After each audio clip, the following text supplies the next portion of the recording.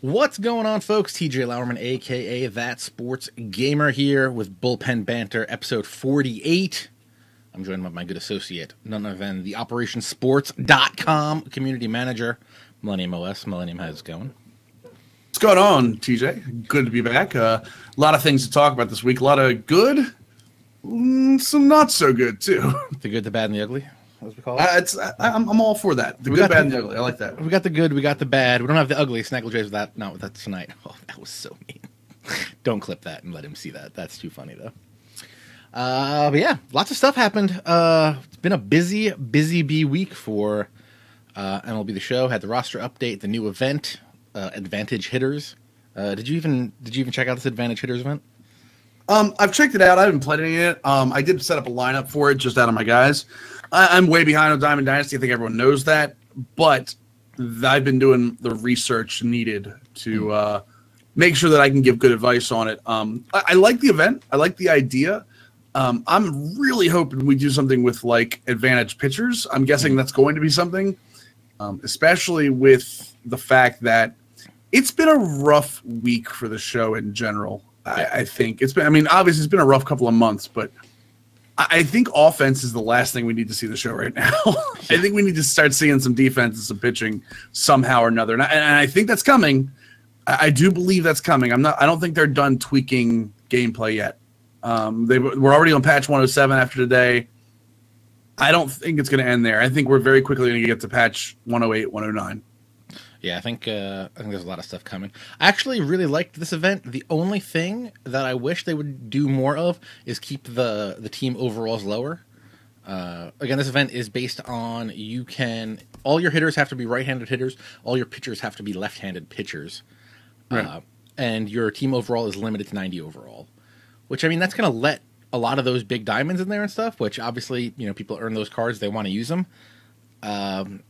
But I find like the events, I feel like they should be more, make it an 85, make it an 80, make it something that you have to build a team for, and you don't have to just roll out your main squad essentially with like a few small changes. I agree to an extent. I understand that high-level players, like you said, are going to want to use those diamonds, but they have ranked head-to-head to use them. Mm-hmm. I think the events should be pushed more towards like salary cap and Madden. Yep.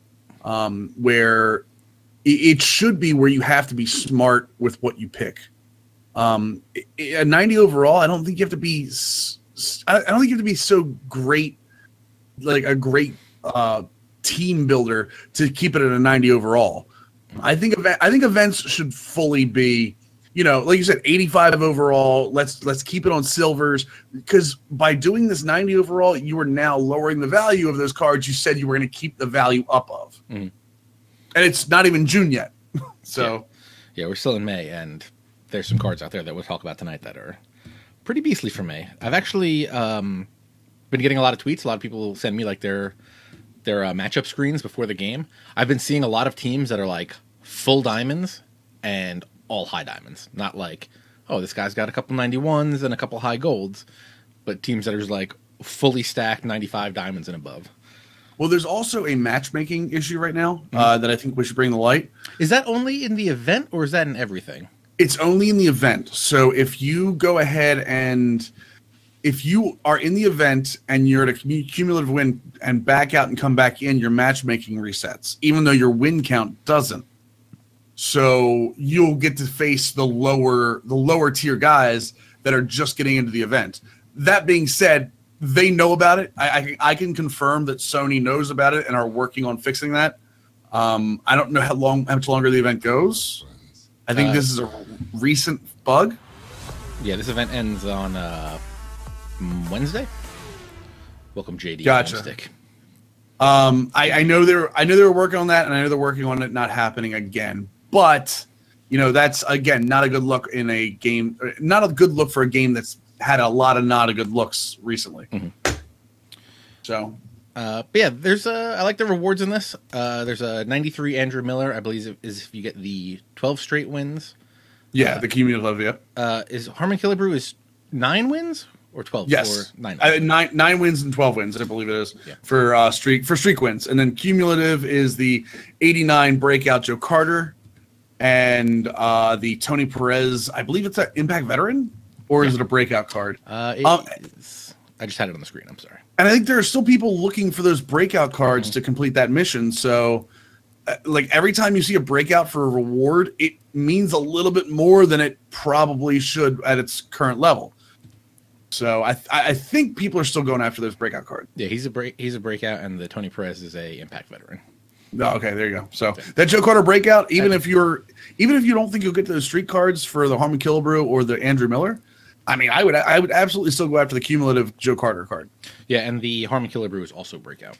So there you go, and that's the 9-win. So I mean, not out of the question. Yeah, I need to make a dedicated push to try to get to that at some point. I really want that Miller because we've said that left-handed relievers are in very short supply, and especially for elite ones.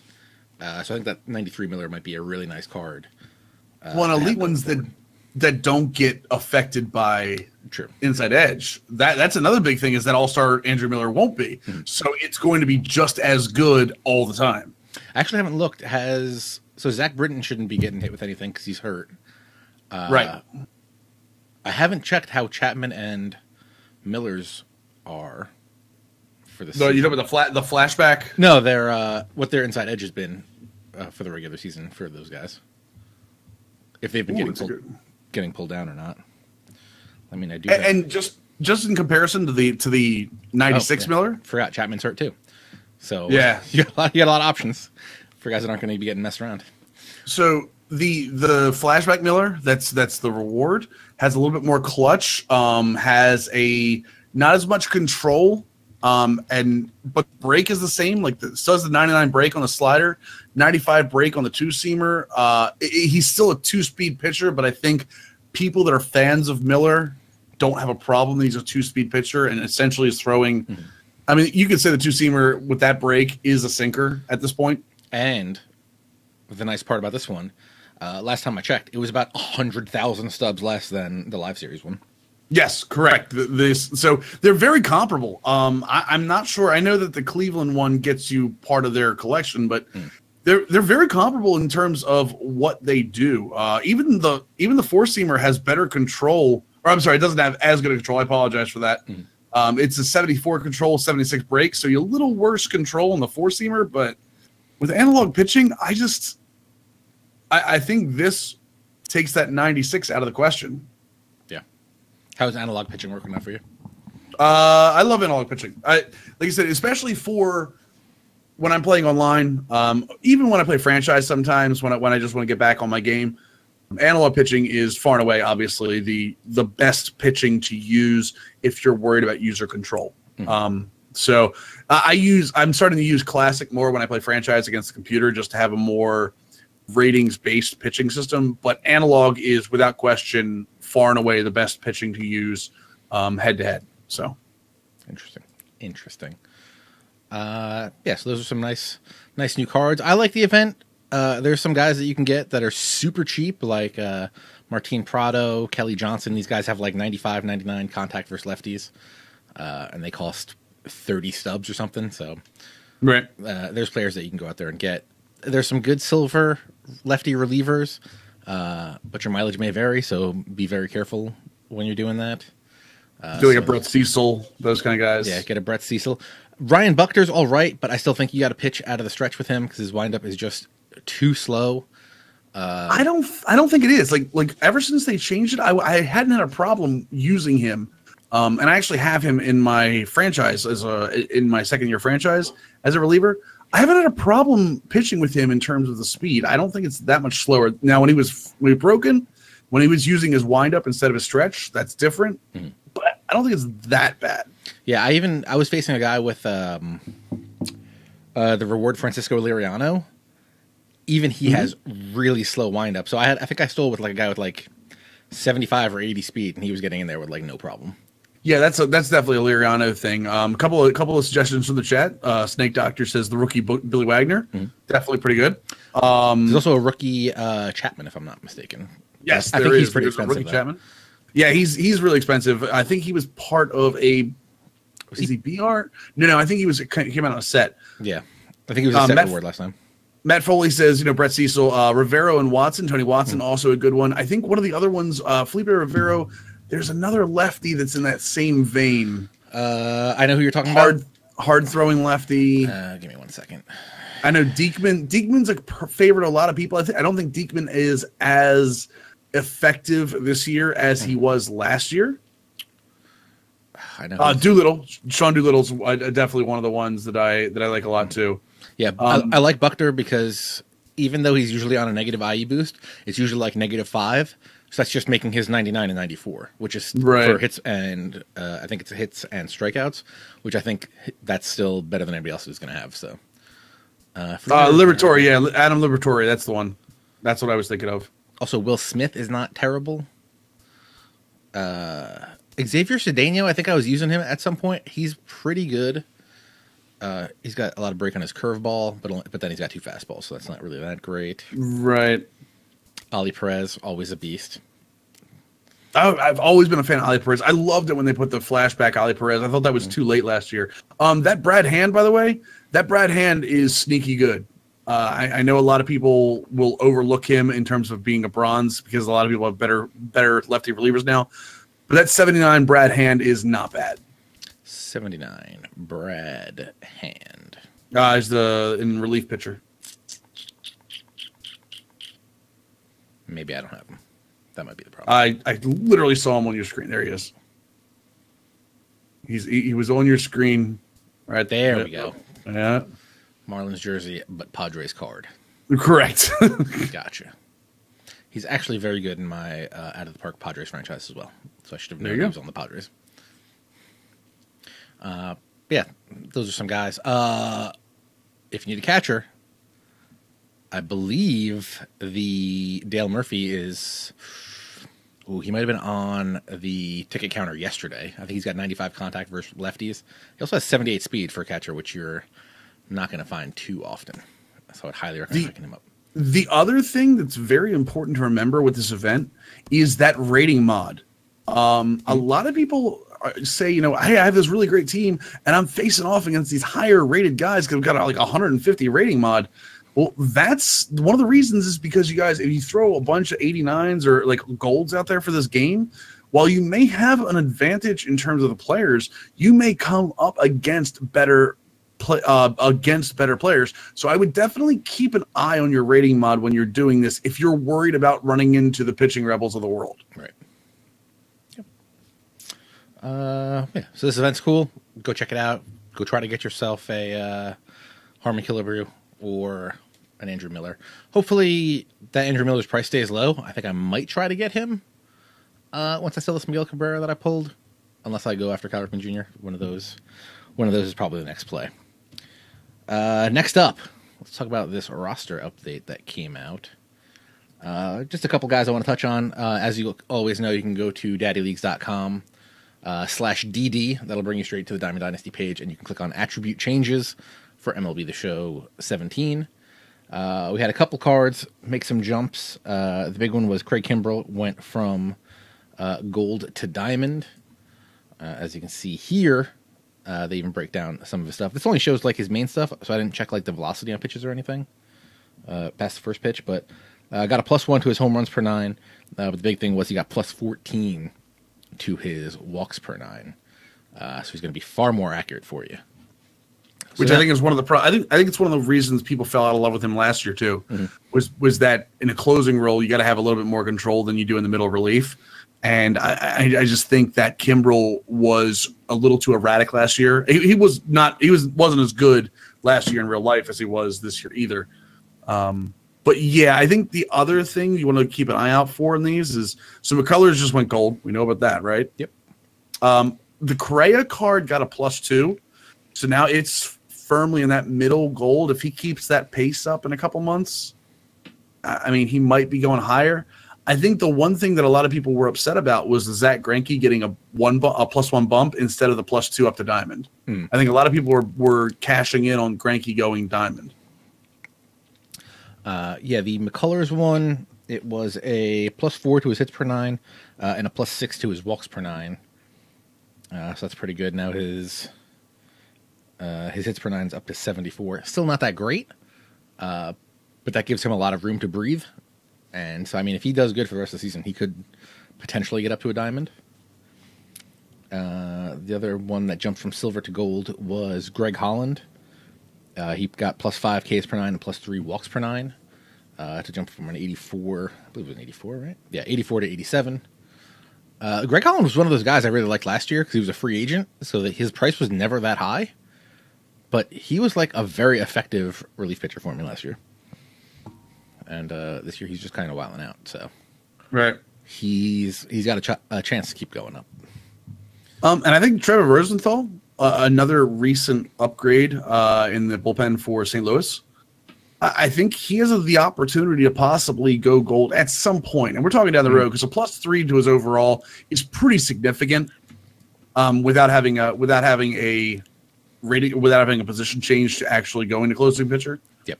So that's one thing to keep an eye on is if the final boss starts to falter at all and they start thinking about putting Rosenthal back into closing pitcher. They actually took that out this year. Took what out? They took that ratings boost? Yeah, the going from relief to closing is not there anymore. Really? Because then how did Matt Bush get a +8? Matt Bush was a beast. I mean, he got a +10 to his hits per 9, and that's about it.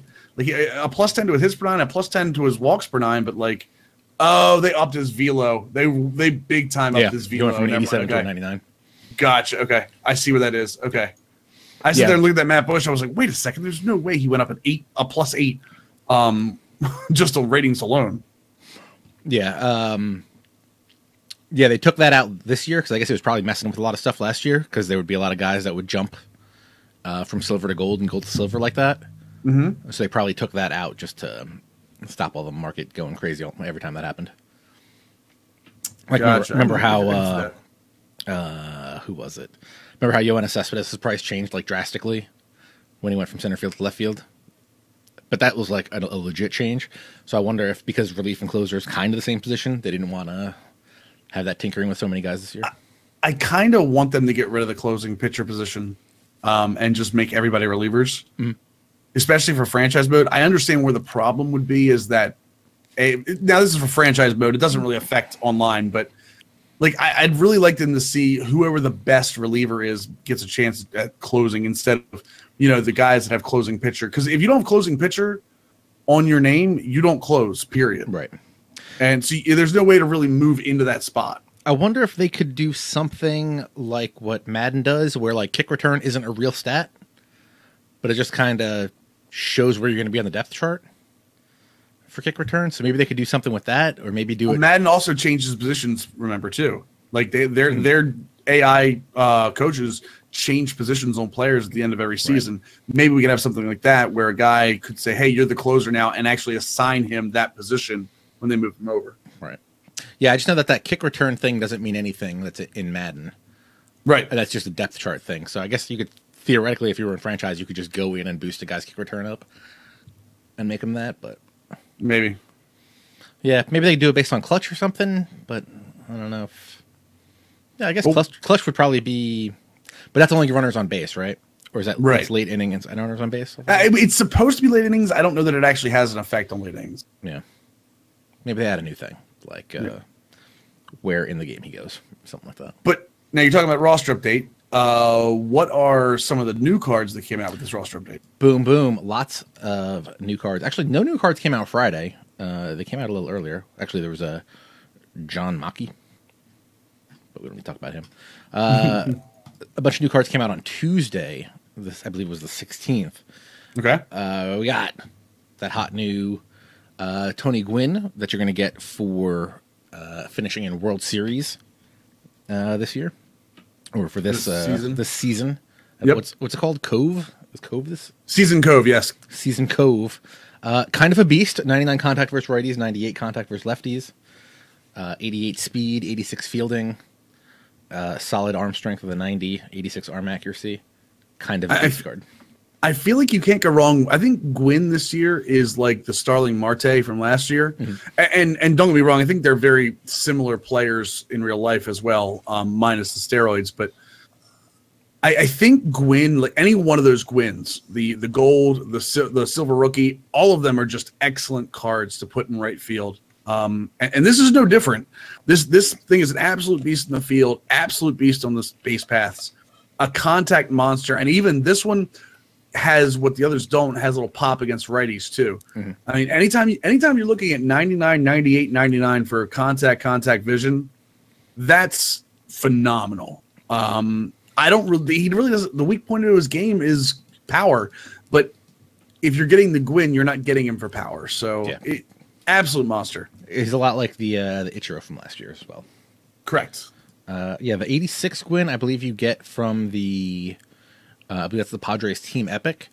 He's 99 contact versus righties, 90 contact versus lefties, 99 vision, and actually a little bit more speed.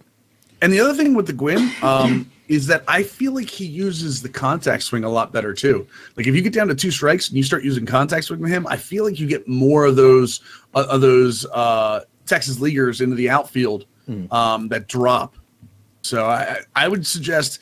I know contact swing is kind of not used a lot online, but I think people should start really respecting the fact, especially fouling balls off. And if you get a good piece of one, that's a base hit every time. So. Then we'll stick with the ranked season rewards. The other one is Doug Fister. If you get into what is it, Pennant Race? Pennant Race. Yeah, so you don't have to get the championship series this time. Well, that was last time. So they changed the rewards too. I remember that. But so this Fister is the Washington one. Mm-hmm. I think. Okay. Impact veteran, 2014. I like him because people are gonna crap on his K per 9, which is 54. But Doug Fister's not a strikeout pitcher. You see that 95 control in his sinker. You see that 90 control in his changeup. You see the cutter. Like he's got a sinker, cutter, fastball, changeup, curveball. Right. The curveball only goes 72. Your biggest problem to this guy is if you believe that velo is king, he's not going to be any good for you. If you're in the other camp this year, which is getting more and more people in it, that you think a sinker will work and you think a cutter is one of the most dangerous pitches in the game, I think that he can be a good finesse guy. The problem is, like I said, a lot of people think the velo is still the king and that you really can't use a finesse pitcher. So you have to have a mindset going in with him. Yeah, some would call him a poor man's Corey Kluber. Some very wise gentleman did that about a year ago, I think. Yeah, he's a nice card. I like. He's got everything he has moves. So as long as you have some good defense up the middle, you're going to be really good with this card. 93 walks per 9 is nothing to sneeze at. Granted, the Ks per 9 aren't there, but like you said, that's not what you're really looking for in a Fister. 53 home runs per 9. So in theory, if this card had a decent home run per 9, he'd probably be an 88, 89 overall. So, as always, don't look at your overalls as the end-all, be-all, because that home runs per 9 plays into it, but does not actually play into your games of Diamond Dynasty. Right, exactly. Next one we want to look at. I actually want to take a look at that Andrew Miller real quick. We talked about him for a minute. Like you said, 4-seam, 2-seam slider. I think on the other one, the slider is the main pitch. 95 clutch, 99 hits per 9, 99 Ks per 9. That's pretty good. I mean, I think the Buckner might be like one of the only other 2 ones with 99 hits per 9, 99 Ks per 9. Mm-hmm. But he's got like 20 for home runs per 9 and walks per 9. So this Andrew Miller is much more of a beast compared to him. Then, what was the Robin Yount for? Robin Yount is the set 4 card, I believe. No, the Ripken is a set. Well, there might be a Yount. They might both be set 4 cards, actually. I think they are the 2 guys in set 4. Seems right. Seems about right. Yeah, the Ripken and the Yount. Yeah. Yeah. So Yount's got 89 contact versus righties, 97 contact versus lefties, 65 power versus righties, 84 power versus lefties. So he would actually be a good one to have in this event right now. And 92 plate vision. But they only gave him the 3 outfield positions, which is a little weak for him. Well, I think for the year they're looking at, right? Yeah, for that year he didn't play shortstop. So yeah. Center field with 67 speed. I don't know how I feel about that. But 78 fielding is okay. 76 reaction. I think he's better as a left fielder, to be fair. Or maybe a right fielder in a small right field. I don't think you're going to get I don't think you're going to get a great value out of putting him in center field. Yeah. And then your boy, Cal Ripken Jr., shortstop / third base. 96 contact versus righties, 90 contact versus lefties, 79 power versus righties, 72 power versus lefties. 83 plate vision is nice. 99 durability. I feel like if anybody's going to have 100 durability, it should be a Cal Ripken Jr. card. I agree. Let's just do that for him. And I think the big thing with the Cal Ripken is if you can hit with him, which not everyone can. I had a problem hitting with him last year. With that 96-90, he's got enough power to play. He's got decent plate vision. But the fielding at shortstop, like, that's just something that you cannot overlook, especially the 96 arm strength. 96 arm strength at shortstop, even though in this game with Humanity AI, it's a lot better. That still makes so many plays in the hole. It completely negates 95 speed guys. You can on the throws home, on cutoff throws home for relays, like all of them are just so reliant on that arm strength. And the arm accuracy being 86, even though most people use button accuracy at this point, I think I'd like to see that reaction up a little bit for his first step getting the balls. But I mean, that arm strength just is so monstrous. Does the arm accuracy play into the buttons with accuracy thing? Does that make I think it changes the size of the green. I believe it does. Yeah, because I've had problems with some not good shortstops or not good second basemen before. So 86 accuracy is probably very nice, especially with the 96 arm strength. You're going to be throwing out everybody. Nice. Some of the other cards, new Matt Latos, Joe Carter, we talked about, Steve Garvey. I don't know if we actually want to look at any of those guys. I feel like the Tony Perez had something worth noting. Yes. The Tony Perez that you get as one of the cumulative rewards in events. 98 contact versus lefties, 96 power versus lefties. Not bad. Right. But yeah, especially. Yeah, but only 50s against righties. So he's a good events card for an event like this one. Right. But other than that, I mean, I don't know how you're going to use him. 38 speed is pretty atrocious. But yeah, he's definitely a one side. I mean, that's completely one sided on this. And not being able to know if you're going to have a lefty or righty, that's a big risk, especially against right-handed pitchers, which is going to be the majority. It could be a very good, like I said, if you're looking at ratings mod, he could be a good guy to stash on your bench against a lefty late in the game. Mm-hmm. But the problem is, I think there are better options than a guy that only plays first base. I'd really like to see, if you're going to stash a guy on the bench that can only hit lefties, I'd like to see him be able to play multiple positions. Right. I'm trying to think who. I can't think of anybody off the top of my head. I mean, he doesn't have the power, but the Chris Johnson, who's also a bronze, I think he's got 99 contact versus lefties. And has a bunch of infield positions, yeah. Yeah, he can play everywhere. Same with Martin Prado. Again, doesn't have the power, but I think he can play. I think he plays second and third. He might also be able to play short. I don't know that he can play short. I'm not sure yet. Yeah, let me pull him up real quick. Prado. Third, second, left, and right. 99 contact versus lefties, 46 power versus lefties. Gotcha. Also has one more speed than Perez. 86 plate vision, 95 clutch. Yeah, I mean, like, I still don't know that I still don't know, even with that high contact, I don't know if I stash Martin Prado on the bench because, like I said, if he's coming off the bench, I'd like to see him a little more power than that too. I'd like to see a dangerous hitter. I want somebody that if I bring him off the bench like he has, that's Kelly Johnson. Yeah. I meant Chris. I think I said Kelly Johnson before. I meant Chris Johnson. Oh, yeah. Chris Johnson's the one with the high contact. Again, only kind of Martin Prado-ish where he doesn't have as many positions, doesn't play as good defense, but has that really high contact, and that's about it. So, I don't know. Like I said, I want somebody, like I said, like a Tony Perez, but they can play multiple positions. Doesn't even have to play, like, high defense, multiple positions, but, like, 65, 70 defense. They can play a bunch of different spots. 65, 70. We're going to find your guy right now. On the magic that is the Leagues of Daddy? You can get Flashback Miguel Cabrera. Ooh, you know who? Your boy Logan Forsythe also. Flashback Miguel Cabrera can play left field and third base. Right. 91 contact versus lefties, 87 power versus lefties. Nah, Logan Forsythe's the answer. That's all you need.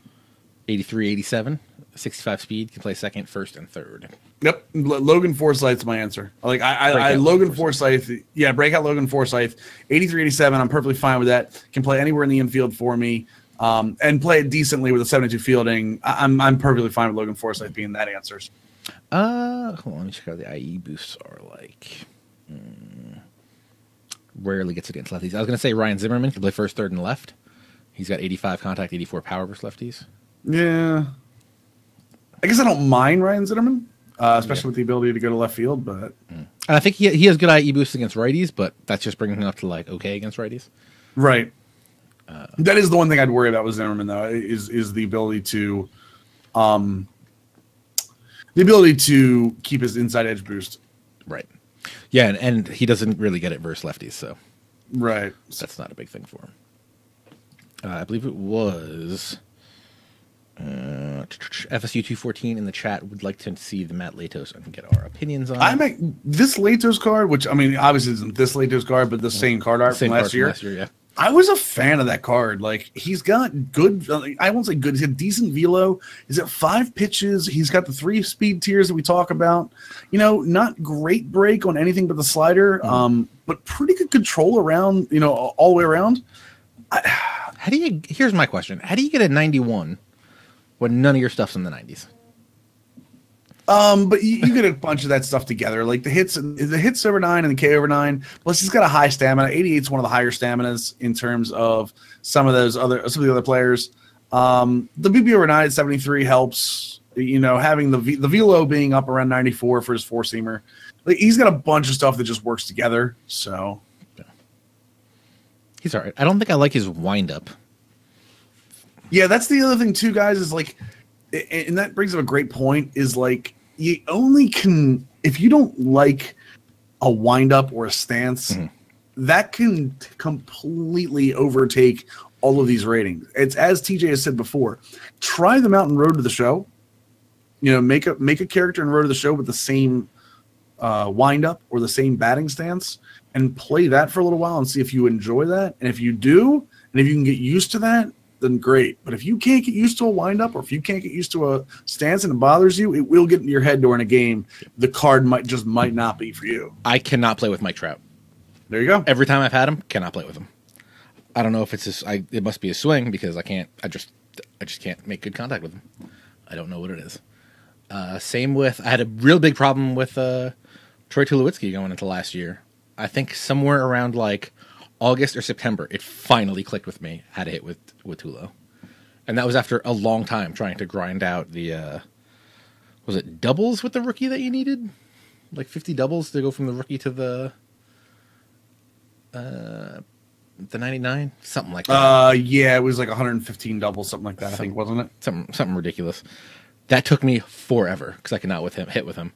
And then I learned, for him, my trick was I just had to sell out for power. Right. And then I could hit with him fine. Oh, nice. But if I would like try to go to the opposite field, I stood zero chance. This just wouldn't work, yeah. I just could not do it. I can understand that. I can see that. He's one of those guys with those very closed stance. So it was just for me, that's just not something that worked for me. There's one new card that I guess we should talk about. I don't know if you know about the outfielder, Pepe Alazar. He's a free agent center fielder. Who? Joe of the Random, I believe is what Pepe Alazar means. Okay, so Pepe Alazar. Let's talk about Pepe Alazar. Yep. He's a 99 across the board, right? Yes, sir. All right, so now let's make sure we get this right, because I wanna make sure I got all this right. Okay. Let me switch the camera back over here. So now to get this guy, you have to complete 100% of the Dynasty program, right? And that will give you a couple of missions, right? That will unlock Joe Random, and then I guess there's missions for Joe Random to do, and that will give you Pepe Alazar. Okay. I believe that is how that works. All right, I can see that. The way that the Dynasty program works, you don't actually. So they don't seem to know what 100% means. So you don't have to do every single thing in the Dynasty program to get 100%. So you see stuff like my career missions is 25%, collect all the teams is 22%, team epics is 44%. I don't know the math. What's that? 44, 66. Almost 91. 80, 91 after that. Yep. And then there's 5, 7 here. If you do the diamond program, there's 20. If you got Griffey, there's 27. You've already over 100%. So you don't actually have to complete the whole Dynasty program to get the 100%. You just have to do 100% based on these percentages, which is weird. I think Snaggle did the math. In here, there's a total possibility of 377%. Right. So there are multiple pathways to getting to 100% in here. But yeah, this guy's 100 across the board in everything: contact, power, vision, speed. Most importantly, bunt and drag bunt. I don't know if I'm more upset that he has 99 contact and power, or that he has 99 speed and drag bunt. I just can't imagine that this was done on purpose. There's something about this that just screams to me this was accidentally put out. I don't know why, and I'm not saying it is. This is completely under me just theorizing here. There's no way. They've never put out a card this high this early. Mm-hmm. There's no way this card was supposed to be out. Well, you could get Reggie Stocker early last year, right? Yeah, but you had put a ton of money into the game. Mm-hmm. Like to do what you're talking about with this Dynasty thing, where you only have to complete so much stuff. Like you're talking about a lot of time, but not a ton of money. And I know that not many people have unlocked him yet, but there's no way they put a 99 across the board overall in. And I'm not talking about Reggie Stocker 99, because Reggie Stocker 99 is not 99 across the board. He's a 99 power hitter. I don't think, like I said, I think, dude, there's no way. I don't think he's accidentally made. I think he was planned to be released, but there's no way they plan to release him at the end of May. Yeah. There's just no way. Well, we heard the idea was that Ken Griffey Jr. wasn't supposed to be able to be done until the All-Star break. They just assumed that players would not get this far in that amount of time. Right. But that's obviously wrong, because they would have had to know that people that were close and just needed that veteran one, which that's another new card they put out in the ticket counter. Veteran, White Sox veteran Griffey. He was the last piece you needed to be able to complete the Griffey mission. So now there are 99 Griffies out there. But again, even those 99 Griffies, I think he has like 70 contact versus lefties. Right, the 99 Griffey. Okay, I'm somewhat okay with the 99 Griffey being out there. They did say that it wasn't supposed to be out to the All-Star break, but I don't think they thought like guys like Chase were going to take the entire week off of release and play the game for 90 hours. Here's what I don't understand. How did you not know that? I mean, yeah, because it happens every year. I get that, but I mean, it took what was it? I don't know what his name is now because he changes it all the time. Deli Mutt. It took him like a week to do Mutt Master. Yeah, I know. Which I still don't know how that was physically possible, and I think he got banned like a week later after that. But I mean, still, but it still happened. Yeah. It still happened. It was done. Here's the problem. I think if you put a goal in front of somebody, in front of a large group of people, unless you put something like the Chicago White Sox Griffey, unless you put it behind a gate, you have to put it behind a gate that you control. If you put something in front of somebody and say, there's no way they'll be able to do it, someone's going to find a way to do it by hook, by crook, by anything. Yeah, and Snaggle even just said it in the chat because he's too cool to be on the show with us. He said they released the card that made 99 Griffey possible. They could have held him longer before putting him out there. They probably could.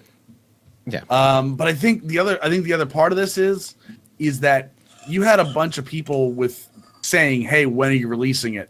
Like, also to note, you can only complete the Griffey program if you pre-ordered the game. Correct. You have to have pre-ordered the game. You cannot get the rookie. They're doing that later in the season. What I will say here is this. For the Griffey specifically, not the Pepe Alazar. The Pepe Alazar I've stated my base on. My thing on the Griffey is if you have people saying to you, if you're the developer and you have people saying to you, listen, I have everything ready to go except this Griffey that you're holding on to. Mm-hmm.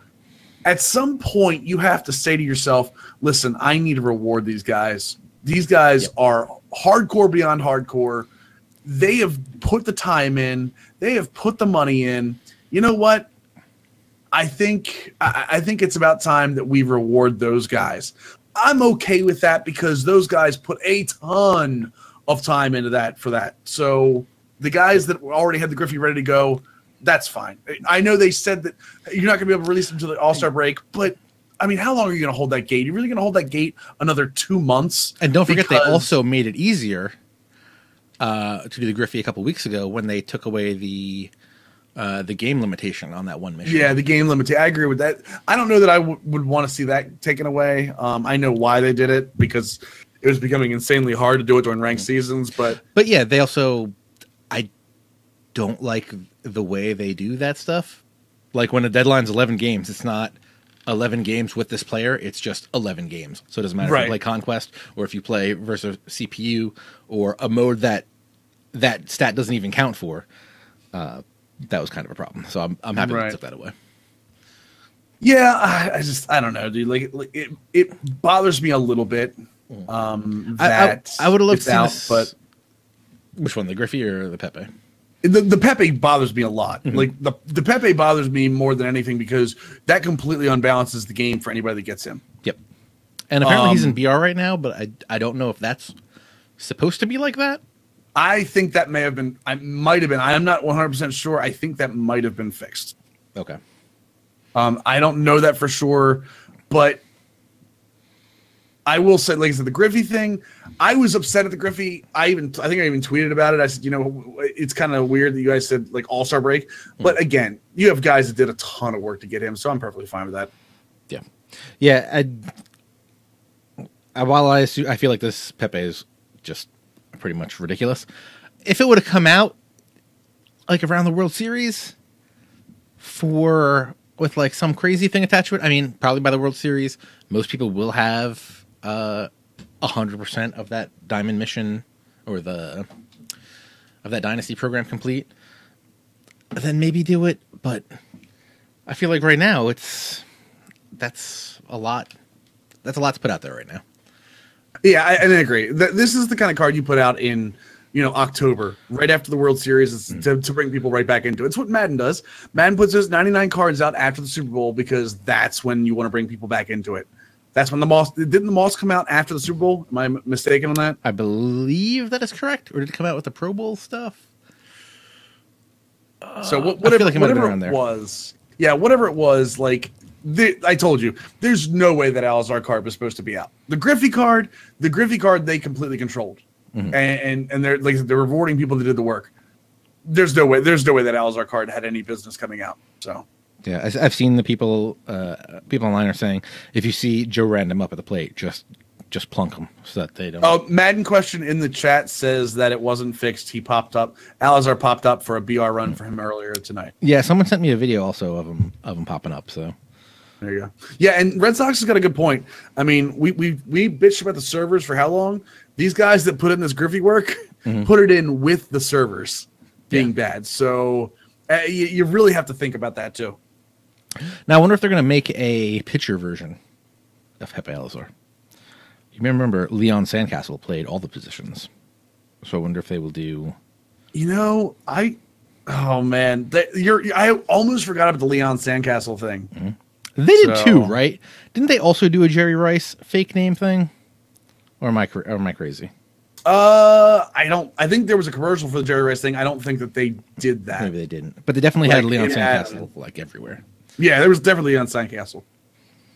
Yeah. Well, and even in FIFA this year, remember FIFA, if you completed the journey, you got the Alex Hunter card. So But what was that rated? That was like a 75, right? Is it? I know it was like a beginning. Or maybe it was like an 80? Game, yeah. Something like that. It's not a 99 across the board. in everything. Right. Okay. Yeah. No. Again, the 99 across the board thing just blows my mind. Did you know Leon Sandcastle was portrayed by Deion Sanders and who? I have no idea. I will give you a hint. They're in this game. I have no idea. Andre Dawson. Though I assume this is a real Andre Dawson, not that Andre Dawson. Gotcha. For action shots, Ball State cornerback Andre Dawson, not to be confused with Diamond Dynasty legend Andre Dawson, served as a stunt double. Got it. I think the Chiefs would have had a better pick if they took him. Who did the Chiefs take that year? I don't know. Probably someone not good. Getting completely off topic. It's on topic. No, it's definitely not. It's 100% not on topic. Yeah, so I'm not a fan. Snaggle J had a good write-up on this on hitthepass.com. Yes, there was an article for that. FSU says it would have been cool if it was a real top 100 prospect. They can't use top 100 prospects without their license in the game. I think we talked about this a little bit in the Bullpen Banter Discord today. If you did someone like, you know how Madden did the Ghosts of Madden Future? Yes. Stuff like that. So if there was like a Gary Sanchez or a Yohan Moncado or Dansby Swanson or something. And using stats to kind of predict what he would be. Yeah, again, at the end of the season, maybe, or at least All-Star break, further down the line, I would be cool with that. But right. Again, that's not. I don't want to see a all-99 card. Are we 2 months out from the game? Has it even been 2 months? Yeah, exactly, yeah. Is 2 months the end of this week or something? I still don't think. I don't think it should be an all-99 card anyway. Yeah. I completely agree with that. Yeah, so just hit him if he comes up. That seems to be the best course of action. Yeah. I would guess. Or hope him in the face. Hope that they have like Miguel Cabrera up ahead of him, walk him, then plunk him so that his speed doesn't do anything. There you go. Perfect. Yeah, actually the thing I mentioned in the hit the pass article, if this was like Babe Ruth, that'd been real cool. Again, obviously, wouldn't be 99 bunt, 99 drag bunt, 99 speed and everything. But if it was a player like that, where he was going to have, if you were determined to give someone 99 contact, 99 power, 99 play vision, 99 discipline, 99 clutch, make it a Babe Ruth or something. Gotcha. Yeah, I agree with that. I mean, people have complained about the Reggie Stalker, but again, at least we knew Reggie Stalker was based on Barry Bonds. You know, it wasn't like he was a completely fake player. He was based on someone real. But yeah, I don't know. If you get him, send me a video of you quick selling him for your 5,000 stuff. Yes, quick sell Pepe. No, don't quick sell him. Let's also talk about the patch that came out today. I'm gonna go to our good friends over at OperationSports.com. Hey, how about that? I believe you guys have the patch notes somewhere. Here we go. Does the image get bigger if I click on it? Guess not. Oh, click. Yeah, click the actual. Oh no, because it was taken off of. That's fine. It's right where it is. You're fine. I'm fine. You're fine. Actually, no, because look, if I come here. No, I guess not. Okay. What's it? Version 1.07. Online specific gameplay improvements and stabilizations, preventing users from becoming soft locked in specific situations. That's an ongoing problem. That's something. Every patch from here on out should say prevents users from locking up. For reference, the Alex Hunter in FIFA, 75 overall. Yeah, I saw that in chat. Thank piece. you, Red Sox. Created players will no longer all display the same head type in newly created online franchises. Hey, you know what? They did something to online franchise. Yeah. Online franchise guys, they actually did something for your mode. Yeah. Kind of surprised. Right. Online or offline and online gameplay improvements, adjustments to lineup and manager hook logic to prevent teams from replacing the backup catcher, causing him to be unavailable in late inning situations. That was a problem for offline franchise. That's nice. The big one for me, the opacity was lowered for the buckshot, classic, and outline plate coverage indicator. This was one of the main reasons I've been using wedge, is because it's very out of the way. Right. But now they've fixed it. Let me see if I can pull up that tweet. Our good friend Balls on Base in the chat room took a picture for us. Go see if I can find it. Okay. Nope, that's not what I was looking on. So this is what the PCI looked like before, when the pitch was coming in. PCI starts actually a little brighter, but then when the pitcher starts going into this wind-up, it actually dims down a little bit. Right. This is where it was before. Mm-hmm. And this is how it is now, which is a million times better. Yeah, and especially one of the big things too is with them locking the feedback now, PCI feedback, the next patch note. Yes, right. Yeah, that's gonna be the next patch note. But what I'm gonna say here is with them locking that down now, a lot of people are gonna want to use the PCI of the buckshot. I think, and I think we should address the fact that they're moving to the buckshot because the buckshot is the most accurate representation of how the game treats the PCI. Right. A lot of people are like, why don't they use wedge? You know, because wedge is the one with the dot in the middle. Wedge is the one that kind of looks like the bat. Like, why don't they use that? Well, guys, no matter what PCI you use, it's using buckshot. Mm-hmm. Like, the game mechanic was built around buckshot. It's not the most realistic. I will tell you right now, it is not the most realistic. It is not how a bat works. That's not how it works. But for zone hitting, when you put a circle somewhere, that's how it works. That's how the PCI mechanic works. That's why they're using it on this patch. Let me show you the most accurate PCI from Pro Yaku Spirits. Now that's a PCI. Yeah, the one for Pro Yaku is, I like that one. I think that one would be incredibly hard in an online game. Mm-hmm. But it's actually incredibly hard versus the computer. Yeah, that really should be what it is. I think that would be insanely hard, and I think they would lose people playing the game, even though that's realistic. It's like they always say in Madden too. Like, how realistic do you want to get?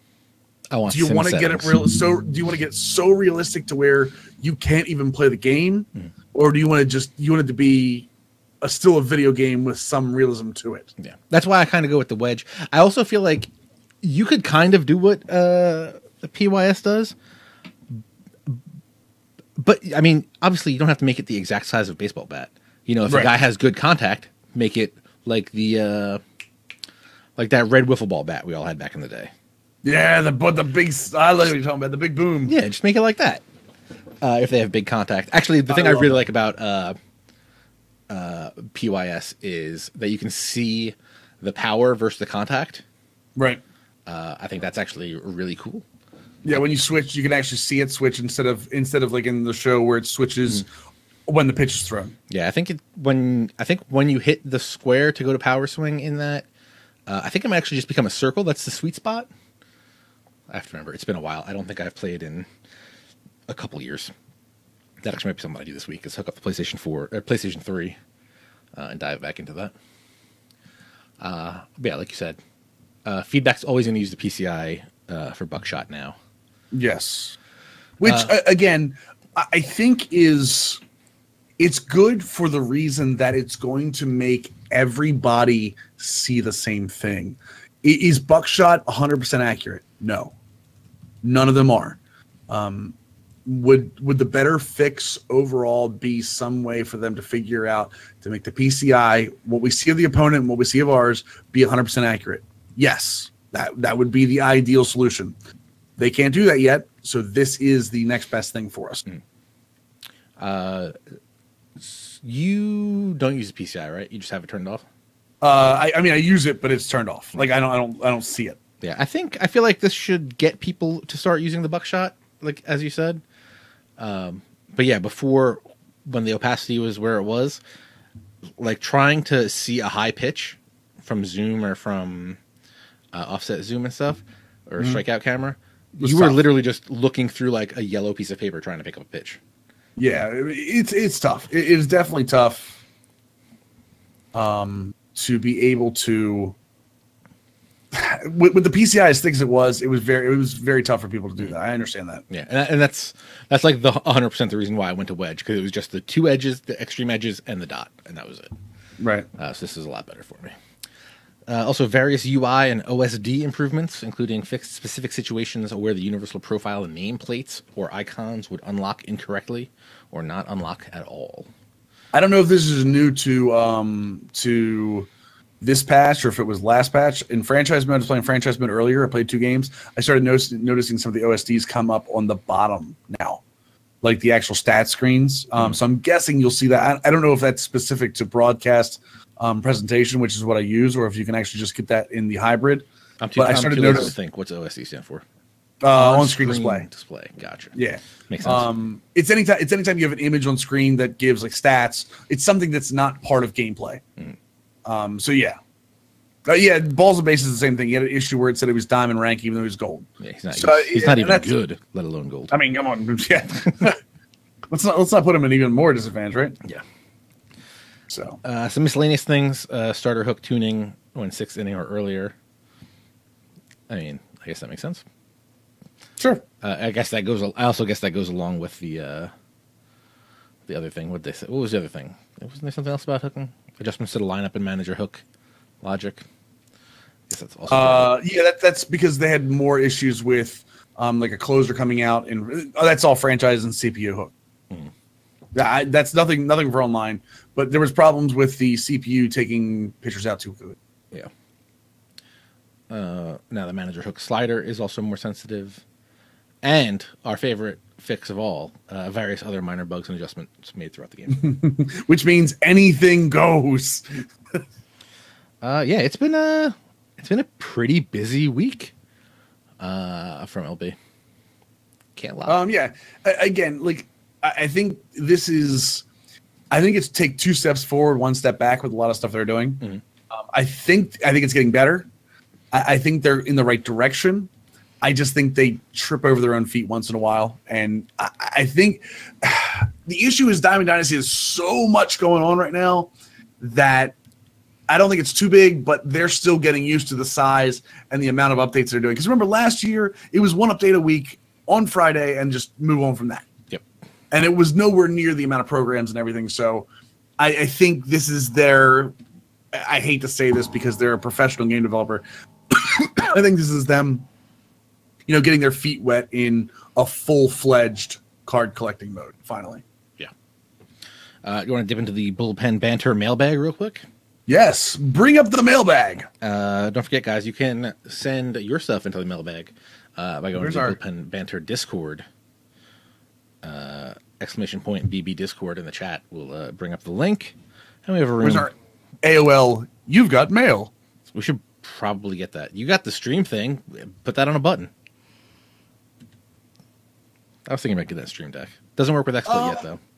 No, it does not work with XSplit. It's OBS and Game Capture. Although you can actually, for the stream deck, you can actually hotkey. It's any kind of hotkey you use.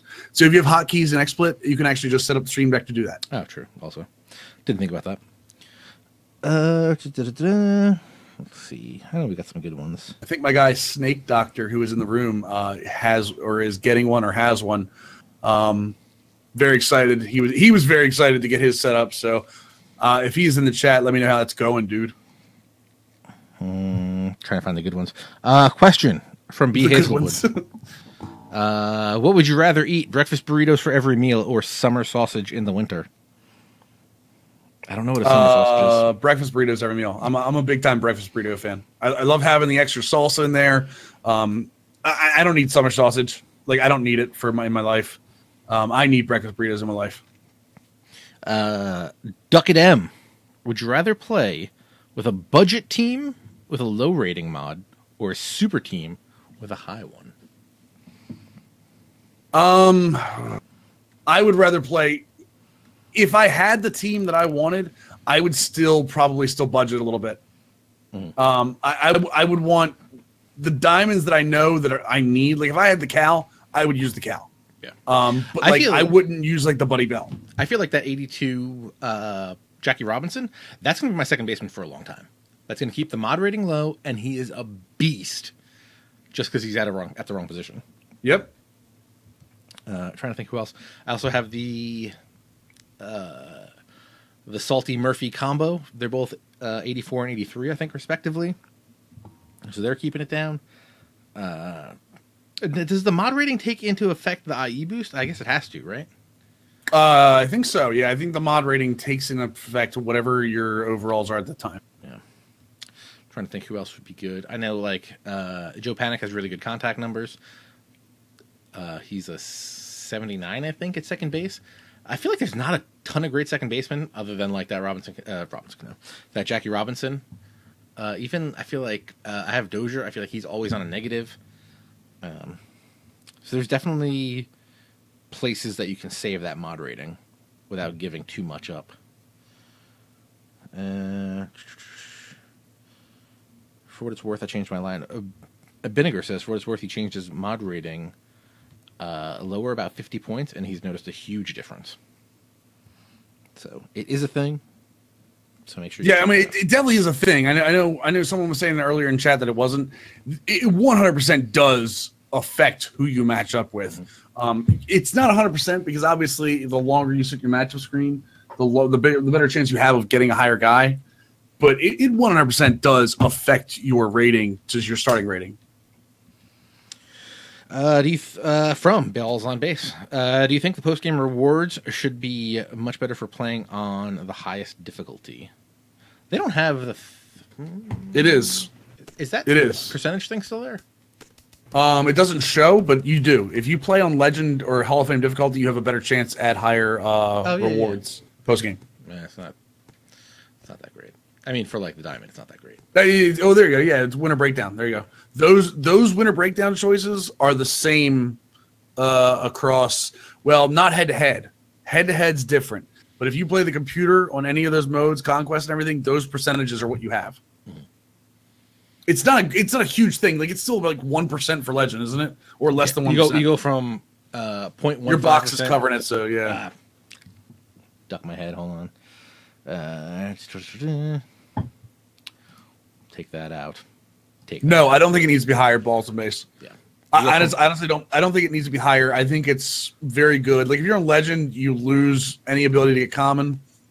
I really don't think so, dude. I think people pull diamonds all the time. I know people think that they're like, oh well, I don't have enough chance. Like the thing between Hall of Fame and Legend is look at that 10% for gold. Mm-hmm. I mean that's a 1 in 10. You have a 1 in 10 chance if you play on Legend to pull a gold win lose or draw, and you won't get a common. So that adds up over time, especially the guys that play like Hall of Fame offline for Hall of Fame or Legend for their franchise mode. Those are the same pull rates. So I don't know. I don't know.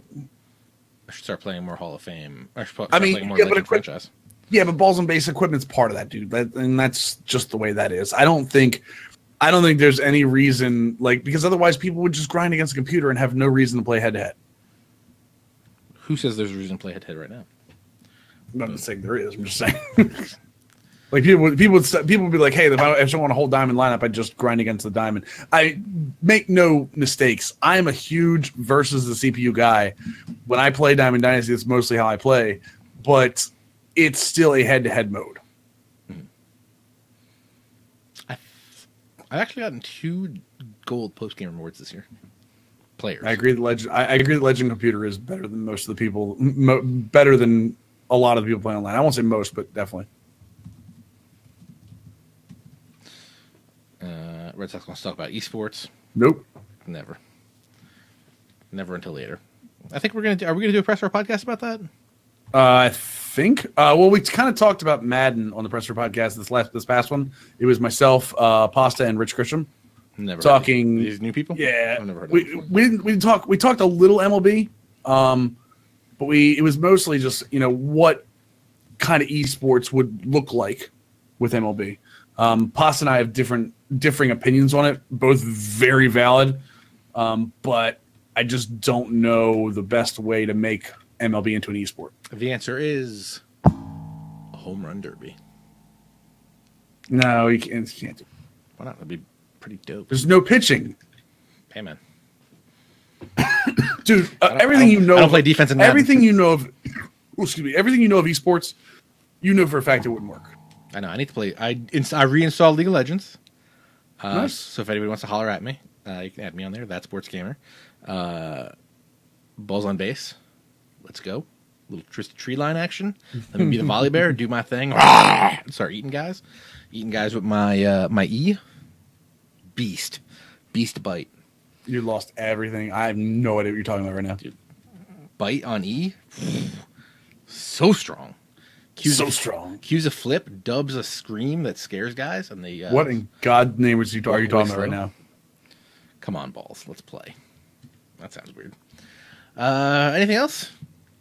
I like my sponsorship topic, but you don't want to talk about it because you hate me. But it's well, I mean, what do you want to talk about sponsorships? I mean, don't make sure you're using them in your franchise mode. Like, if you're playing franchise mode without sponsorships, you are doing yourself a huge disservice. Agreed. Because you get better money for the mode. Now, more budget. Which what are you using right now? I'm using a Marucci. I only have golds. I don't have any diamond sponsorships yet. So I have a Marucci, which is 15,000 per home run. The per game ones are always good because you get them no matter what. Mm-hmm. Now, so there's per game ones are like 20,000 per game, and then now the other one you can get 55,000 per save, or 75,000 per save for the Rawlings. Yeah, for the diamonds. Yeah, like it just depends on what your team is good at. Make sure whatever you're doing, like if you have a good offensive contact team, then get the ones that are per hit. If you have a good power team, get the ones for a home run. These are like pretty cheap. 1,000 stubs for most of these, even the diamonds. Yeah, even the diamonds are pretty expensive. The diamonds are like 1,000. No, well, I mean the Nike one. I think is per game, isn't it? Yeah. Other than the 40,000 per win and the 25,000 per game, they're all under 1,200. Or that you can put a buy order in for almost less than 1,000 for all of these. You need to go right now and up your sponsorship game. Maybe. I'm pretty frugal with the money already in my franchise, so I think I'm okay. Now, if you know that your team's going to suck, you probably shouldn't use like a per win thing, right? What do you mean? No. Well, I mean, you still get money even if your team sucks. You still have 70 wins, and that's still enough money for it. I don't know. It's a lot of saves in a season for a team. Probably around 60, I would think. Right? Because a lot of saves for one guy is 50, so team saves, I would say probably around 60. 60 saves times 70,000, 75,000 is $4.5 million. That's pretty good. Like, you could do a lot with an extra $4.5 million, couldn't you? Or, I mean, you could just buy extra $5 million for 1,000 stubs, too. Can you really? That's what it is? I think it's what it is, yeah. No, don't cheat like that. Well, what's a good number of stolen bases for a team? 30,000 a pop? Depends on what team you have. Fast team. Build your team around speed. Did you do all the missions? For the franchise missions, yeah, I'm done with those. I was kind of hoping we'd see more of those. Yeah. We haven't yet, and I was really hoping that we'd see, like that be updated at least once a month, because those are starter missions, and it looks like there's spot for more. And we also haven't heard anything about the expanded Road to the Show stuff. Because wasn't there talk that they were going to add more stuff? They did in the first batch. They added commentary stuff, yeah. Interesting. So I'd like to see how. Yeah, there's definitely more spots for more franchise stuff. But I guess I don't want that to be too overpowered, because you could just sim a franchise and do all that stuff. Yeah. But, yeah. Good stuff. I finished 6 of my 14 franchise starter stuff. And nice. These are like super easy. A lot of those are easy, and they're for minimum stubs and minimum XP. I don't see any reason for there. That's the other problem I had with. There was no reason for anybody to go through those. Mm.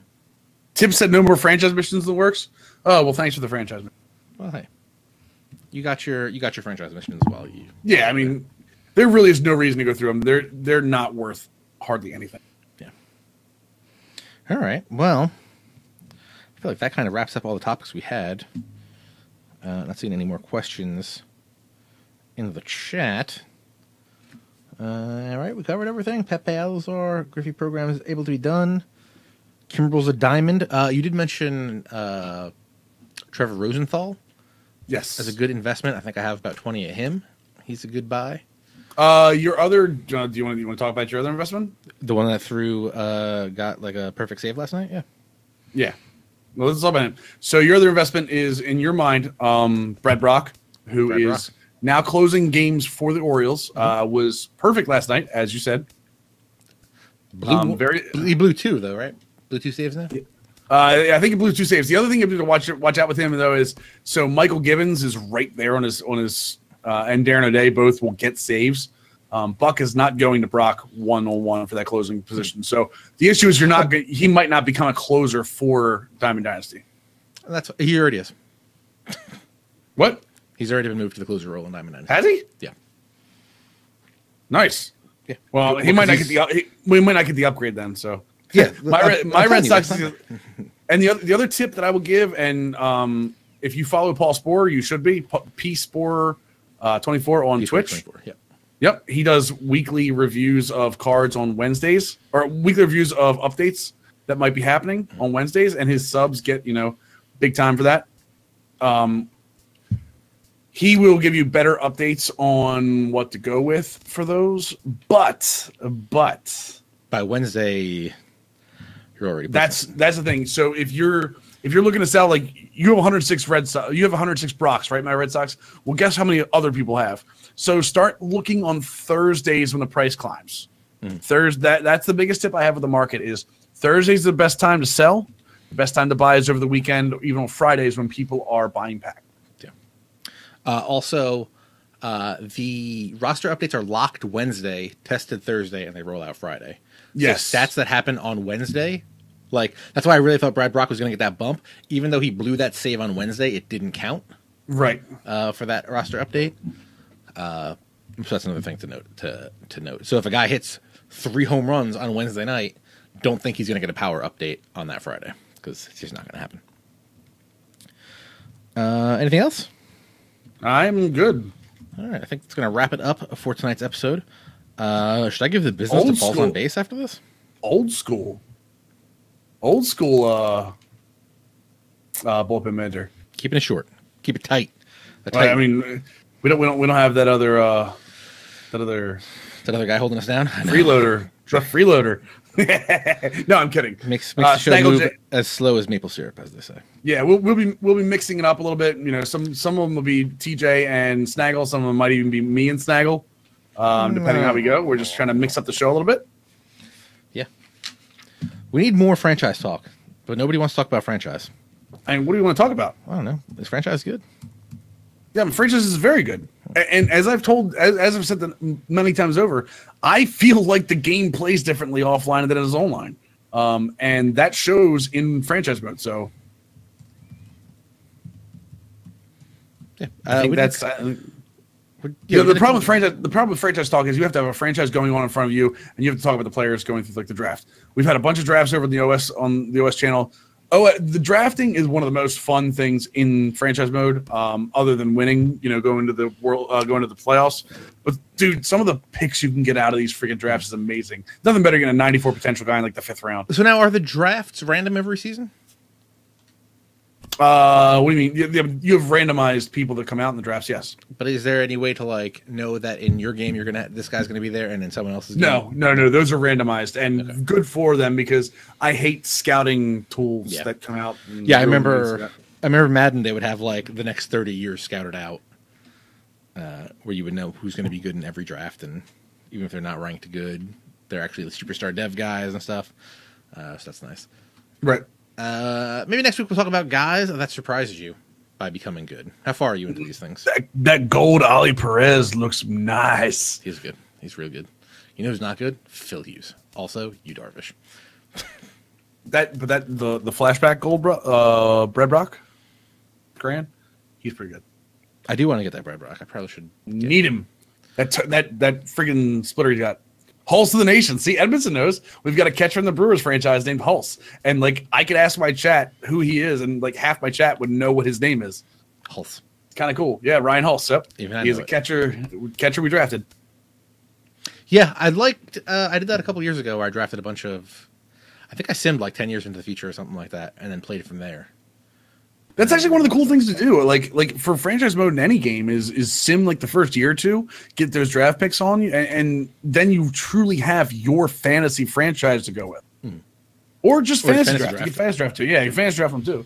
I like having draft picks that you can play with because it kind of gives you that link to your team of guys that you're bringing them up. His name's Ryan Hulse, Red Sox. Some mod you are. Good job. Good work, guys. So that's going to do it for tonight. I'm going to play Balls on Base after this, so I'll take the stream down. Stick around for that, yeah. But yeah, Millennium, thank you for being here. You guys can follow him on Twitter, at MillenniumOS, twitch.tv/Operation. You need to argue with about half the community. Yeah. Half my messages in our Discord are, Millennium, don't say anything. Just Millennium, let it go. It doesn't matter. Let it go. Oh, you haven't blocked? It's fine. Good. Don't unblock anybody. Yeah. It's fine. Just leave it. Millennium, don't look at your Twitter. Why? This person said this. Oh, don't worry, I have him muted. Yeah. Oh, okay. You're good then. Yeah. Good. Yeah, at That Sports Gamer for me, at SnaggleJ, even though he doesn't show up. You should go and just complain about him. At That Sports Life. See, Edmondson's a true fan.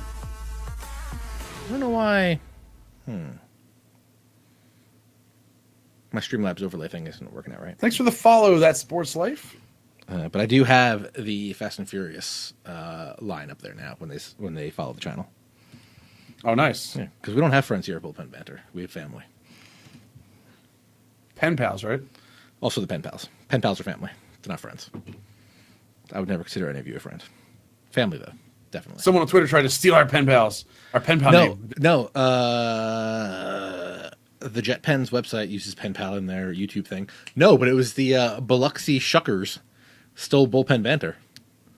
Very upset. Probably got from. Yeah, thank you guys for watching. We'll be back next Monday, probably 9:30 p.m. Eastern Time, right here on twitch.tv/thatsportsgamer. Xander Riggs, thanks for following. See you guys. Yeah, so we'll see you then. Thanks a lot, guys, and take it easy, folks. Oh, you know what we forgot to say? Get out of the bullpen and get into the game. Unless you're balls on base, and that game is against me, because I'm going to whoop you solid. Oh, let's go.